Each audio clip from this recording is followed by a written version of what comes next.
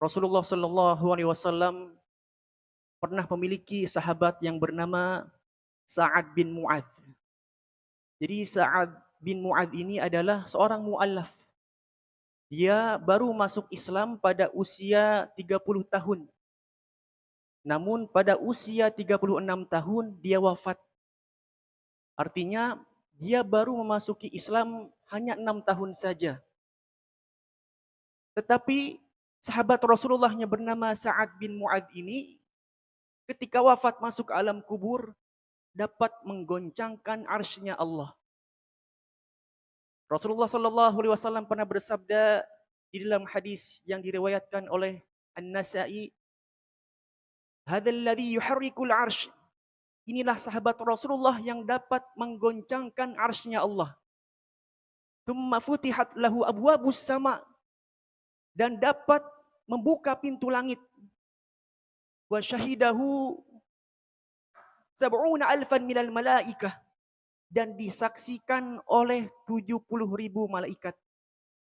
Laqad dzumma dzummatan tsumma furija anhu. Tetapi sahabat Rasulullah yang bernama Sa'ad bin Mu'adz ini meskipun ketika masuk ke alam kubur karena saking solehnya, saking dekatnya dengan Allah, betapa bersih hatinya, sehingga ketika masuk alam kubur dapat menggoncangkan arsy Allah, kemudian disaksikan 70.000 malaikat, dia tetap merasakan yang namanya himpitan kubur. Laqad dumma dummatan.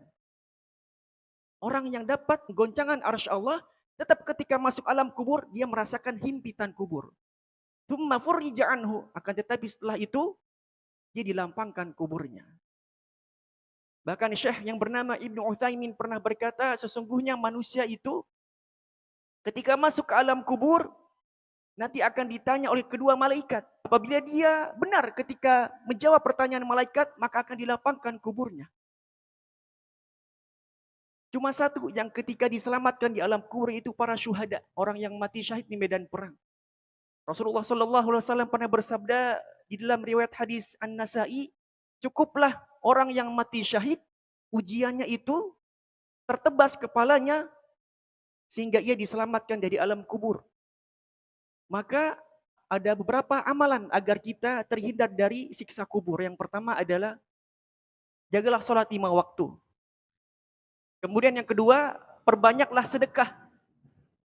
Kita lihat sekarang Masjid At-Tarbiyah sedang melakukan renovasi masjid. Fastabiqul khairat.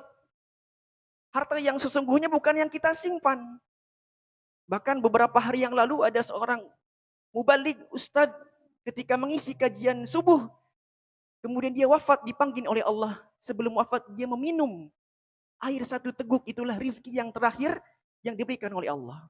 Jadi rizki yang kita rasakan adalah yang kita minum, yang kita makan, yang kita pakai, kata Rasulullah. Saldo rekening yang kita simpan bertahun-tahun di bank, itu belum tentu rezeki kita. Maka fastabiqul khairat, jika ada kesempatan untuk bersedekah, maka itulah yang sesungguhnya dapat menyelamatkan kita dari azab kubur. Jaga sholat 5 waktu berjamaah, kemudian memperbanyak sedekah, kemudian dekatlah dengan Al-Quran. Jadikan Al-Quran sebagai teman kita. Sesibuk apapun kita baca Al-Quran, meskipun 1 ayat yang sampai tidak sama sekali. Kemudian yang terakhir, baca surat Al-Mulk sebelum tidur. Tabarakalladzi biyadihil mulku wa huwa ala kulli syai'in qadir. Ternyata orang yang suka mengamalkan membaca surat Al-Mulk, insyaallah nanti tidak mendapatkan azab kubur. Kemudian yang selanjutnya meninggal di hari Jumat. Jadi wallahu alam itu Allah yang menentukan. Selama kita terus memperbanyak amal soleh, berlomba-lomba dalam kebaikan, insyaallah ketika kita meninggal, meminta kepada Allah agar diwafatkan di hari Jumat, Sayyidul Ayyam, maka insyaallah semoga Allah kabulkan. Artinya seluruh manusia nanti ketika masuk ke alam kubur akan merasakan himpitan kubur. Ketika dia benar menjawab pertanyaan 2 malaikat, maka insyaallah kata Rasulullah SAW, barang siapa yang selamat di alam kuburnya, maka insyaallah kedepannya akan ringan. Dihisapnya ringan, melewati jembatan Shiratal Mustaqimnya ringan. Akan tetapi ketika di alam kuburnya sudah terasa berat, maka kedepannya pun akan berat. Maka ditentukan dari sekarang semoga kita termasuk orang-orang yang senantiasa tidak pernah bosan melakukan amal soleh. Meskipun memang setan ini menguji orang-orang beriman itu rasa bosan, rasa suntuk. Tetapi jika dia ikhlas karena Allah Ta'ala, tujuan dia bukan di dunia, tetapi tujuan dia keindahan kenikmatan di akhirat, maka insya Allah Allah akan berikan kekuatan kepadanya.